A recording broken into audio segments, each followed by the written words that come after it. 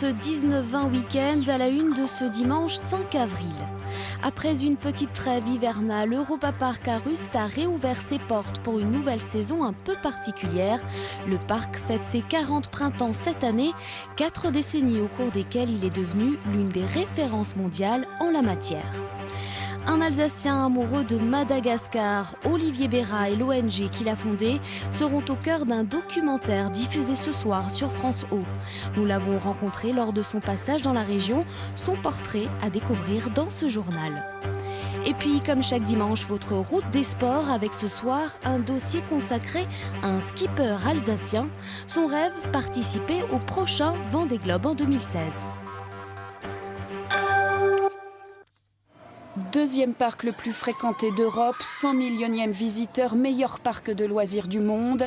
Ces dernières années, Europa Park accumule superlatifs et records.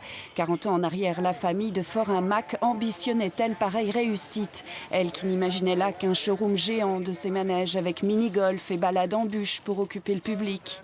1 million de visiteurs en 5 ans, déjà bel exploit.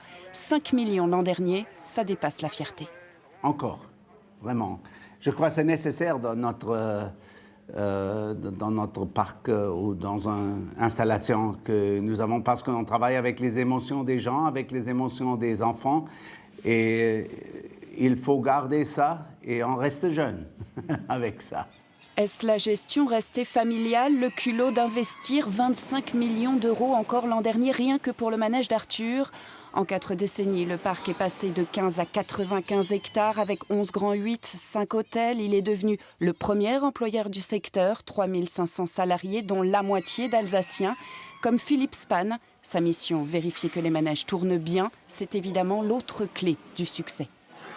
Ils attendent beaucoup de nous, parce que l'Europa est numéro 1 en Europe de toute façon, et voire mondial en parc saisonnier. Et on nous compare souvent à d'autres parcs beaucoup plus grands qui sont ouverts toute l'année, je ne donne pas de nom.